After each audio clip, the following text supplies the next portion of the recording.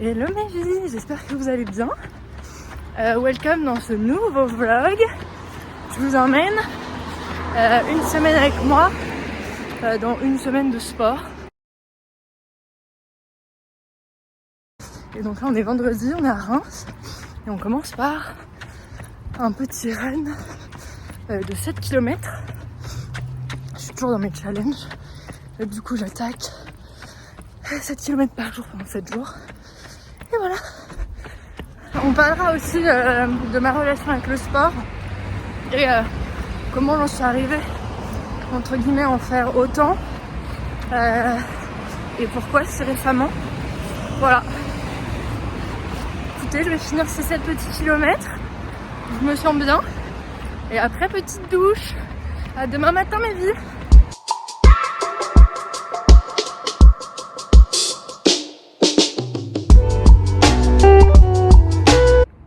Bonjour mes vies. J'espère que vous allez bien en ce samedi matin. On va aller à la piscine, se faire un petit kilomètre. Je pense qu'on en a pour une grosse demi-heure. Et voilà. Et après on enchaînera sur un petit run, soit ce midi, soit en fin d'après-midi, on verra.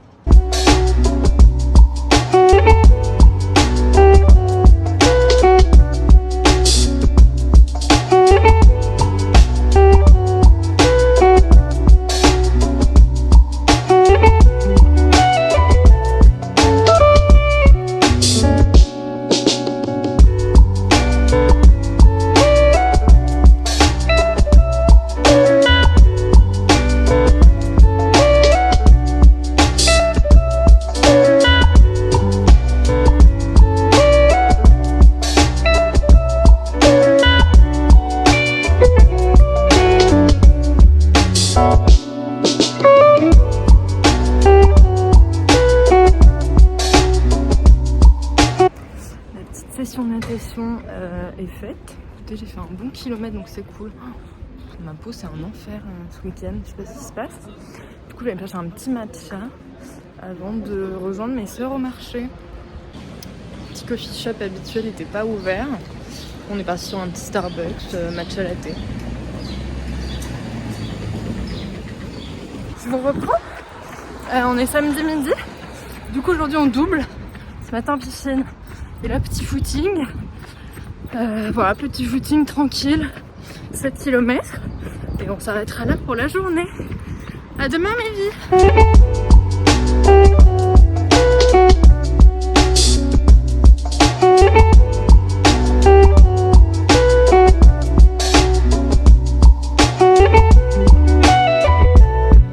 Mes vies, on est dimanche, il est 10h. Je viens de rentrer de Reims et donc là le plan c'est de se changer pour aller aujourd'hui on redouble, c'est le week-end on en profite, puis on est plus en lit et il fait un temps dégueu. Et de toute façon j'avais prévu, on va commencer par un petit footing sur le tapis, 7 km pour continuer le challenge. Et on va se finir par une petite séance full body à la salle. Donc là déjà je vais changer d'outfit, me faire un matcha, peut-être grignoter un truc et je vous emmène avec moi. Outfit changé. Voilà, je vais quand même prendre un t-shirt, ça c'est pour la partie courir parce qu'il fait beaucoup trop chaud à la salle. Donc je vais prendre un t-shirt, je suis dedans, je vais me sentir mal à l'aise. Voilà, je me suis fait un petit matcha pour me redonner un peu d'énergie. Je vais emporter ma petite banane et on va s'enfiler un petit jogging.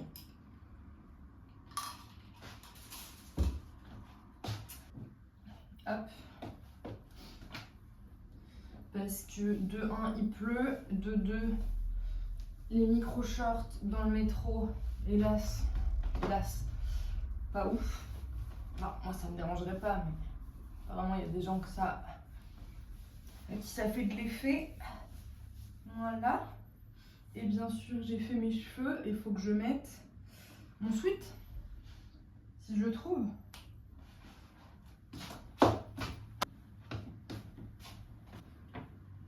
Chaud et fait. Alors, opération délicate. Ah, c'est bon. Et ben on est prête. Banana, matcha. Sachant que je vais prendre d'autres baskets pour courir sur le tapis, mais I'm ready.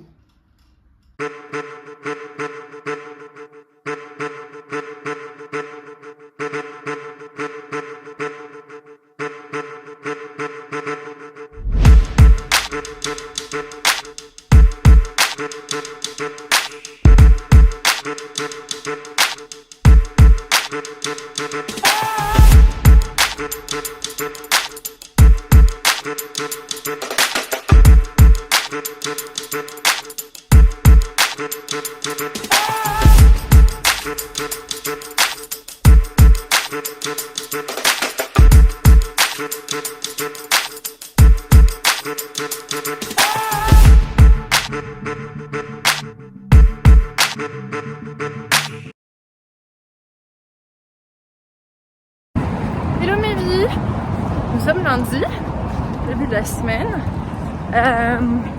Écoutez, aujourd'hui petit footing, 7 km, comme d'hab. On continue comme ça, je vous fais des bisous. Et on se voit demain, il fait très très chaud. J'avais pas anticipé ça, je suis tout en noir à manche longue. Mais ça va le faire, on va y aller doucement. Petite douleur au mollet gauche, mais je commence à être un peu fatiguée.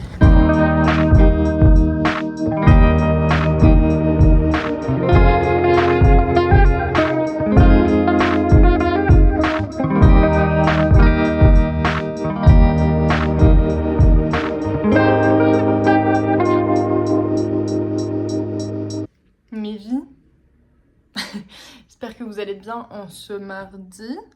Il est 20h15, j'ai failli vous oublier.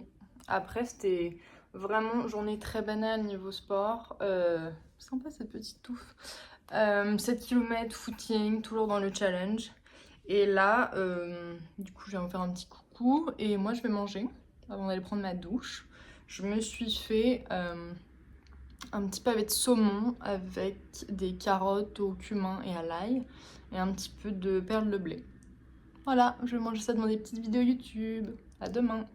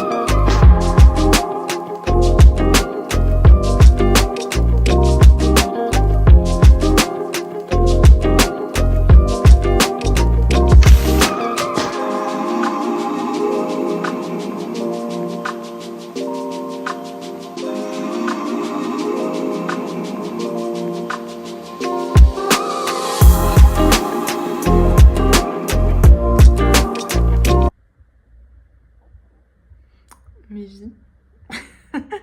On est jeudi. J'ai encore oublié de vous filmer aujourd'hui. Voilà. En fait, quand je vais pas à la salle, j'oublie. En même temps, c'était pas très intéressant. Dernier jour du challenge 7 km par jour pendant 7 jours. Donc j'ai fait un petit footing de 7 km dans le quartier, voilà. Tout simplement.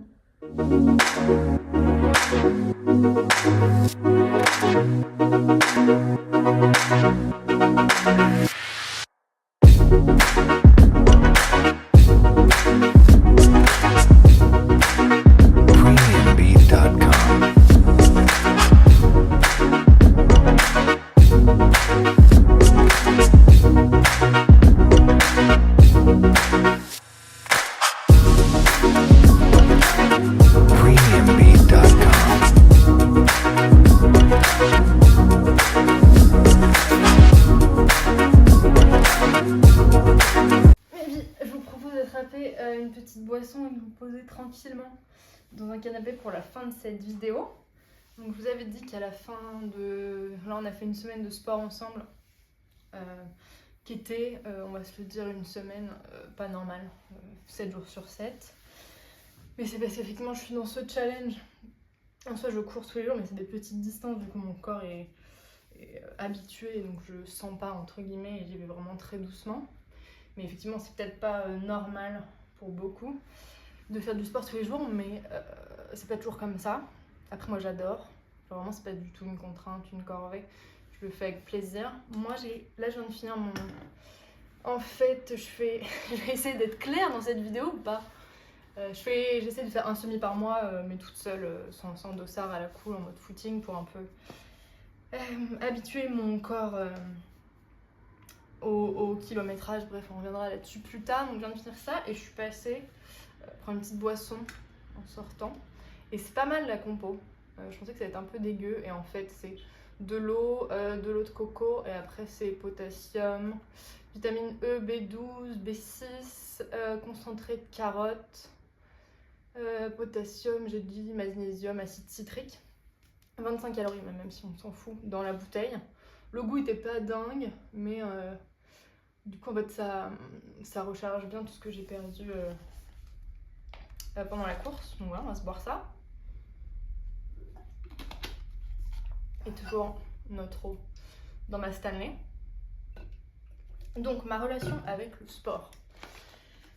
Comme je vais essayer de la faire assez rapide, comme tous les enfants à l'école primaire, mes parents m'ont inscrit au sport. J'ai commencé par la piscine, après j'ai fait de la danse, j'ai fait du patinage artistique, après au collège j'ai fait du tennis. Et voilà. Lycée, je crois qu'avec les filles, on s'est fait une année de Zumba, mais on y allait une fois tous les 4 matins.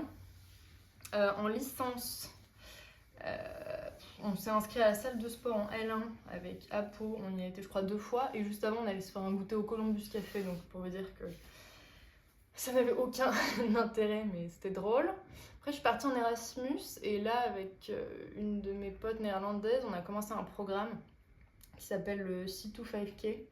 Donc c'est un programme qui dure 2 mois et qui permet aux débutants de courir 5 km au bout de 2 mois. C'est 3 séances par semaine et au début tu alternes marche, course à pied, marche, course à pied, marche, course à pied. Et on faisait ça, on a dû le tenir quelques semaines. Moi j'étais au bout de ma vie à chaque séance et pourtant je courais pas vite, ça on s'en fiche. Genre vraiment je subissais, je détestais. Après je suis rentrée en France, pour la master à Paris, zéro sport, mais zéro sport. Et à l'époque je disais tout le temps j'ai pas le temps, j'ai trop de travail. En vrai le temps on le trouve toujours, bref. Mais c'était pas ma priorité, c'était pas dans mes envies. Et en fait dans ces moments-là ça sert à rien que les gens te disent fais du sport, fais ci, fais ça. De toute façon ça ne vient pas de toi, ça ne fonctionnera pas. Voilà. Après 2020 confinement, non, avant ça, 2019, je commence une année de césure et j'avais 3 stages à faire. Et là, un stage où il y avait une salle de sport dans l'immeuble et je commence à y aller assez souvent. Notamment, genre le matin, on allait travailler, parfois j'y allais 2 fois par jour. Mais à cette époque-là, de 1, je ne faisais que du cardio. Et on sait bien que le cardio, ça a ses limites. Pour perdre du poids en tout cas, parce qu'à l'époque c'était vraiment mon objectif, perdre du poids. Le reste, ce que ça me faisait au cerveau, la performance, le dépassement de soi et la discipline, ça m'intéressait pas trop, quoique j'étais déjà assez disciplinée. Et je mangeais pas comme il fallait. Je mangeais pas mal, mais encore une fois, je mangeais pas assez protéiné et d'autres choses qu'on verra peut-être plus tard. Donc j'avais pas des résultats de fou. Donc voilà. Le confinement en 2020, je vais me confiner chez mes parents à Reims. Et là, je me dis, bon, il va falloir que je tire à profit cette période. Et donc je me dis, bah, allez, je me remets à courir. J'ai recommencé le C2 5K, mais que j'ai fait en 1 mois au lieu de 2. Et après, je me suis mise à courir. Et là, impossible, j'y allais presque tous les jours, mais impossible de dépasser les 5 km. Vraiment, je sais pas, c'était mental, c'était physique. Et le problème, c'est que j'essayais à chaque fois de faire un RP dès que je sortais.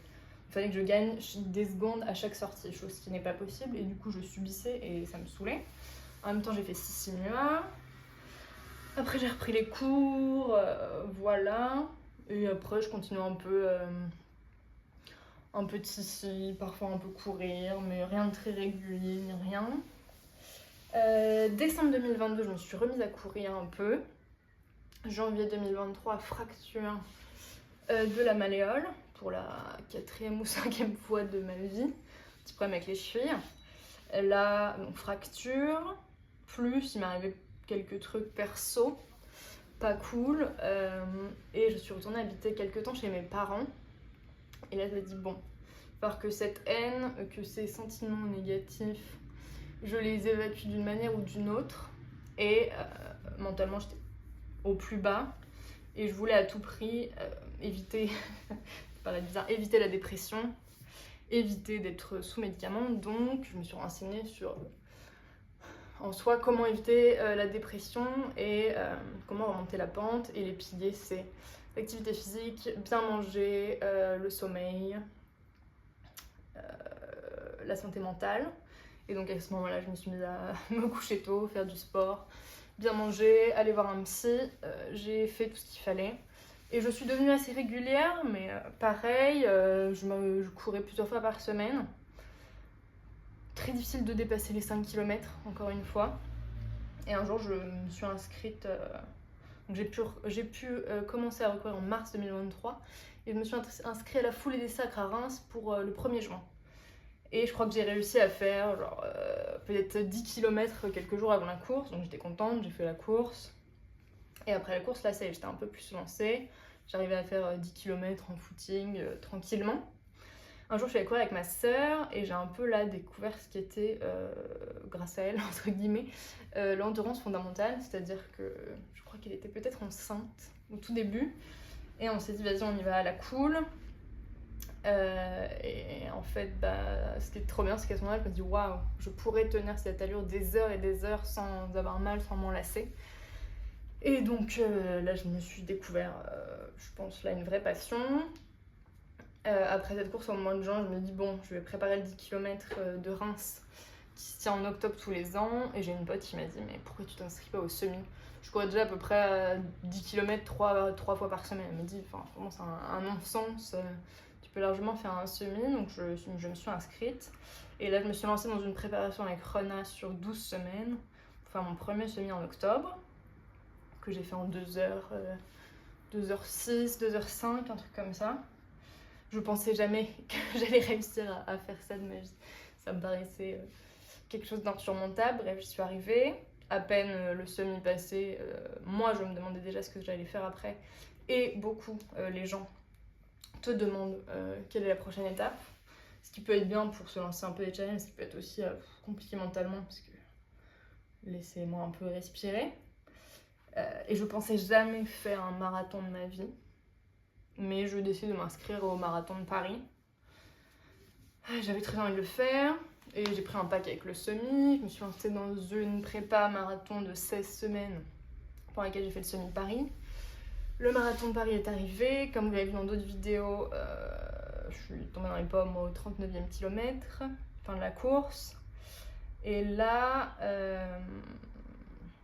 comment dirait-on, compliqué.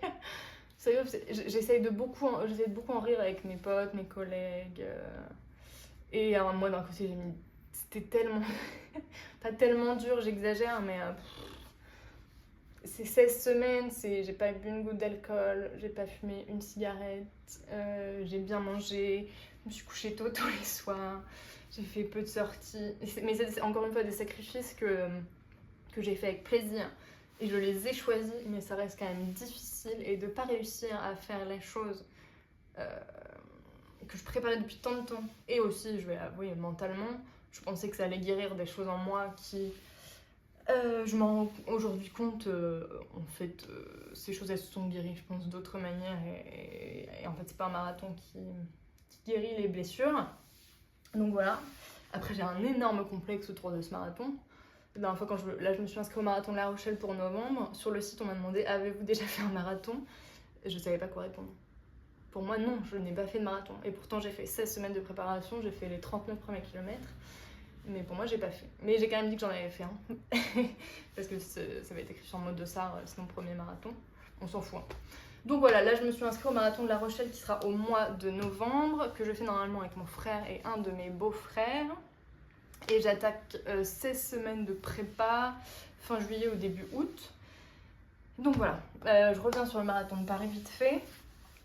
Début avril, je le loupe. Et pendant un mois, trop dur physiquement, enfin mentalement un peu, mais surtout physiquement. Alors, je me traîne j'ai arrêté de courir pendant 3 semaines, je crois. Après, je me traînais quand j'allais courir, tout me paraissait dur, j'avais mal partout.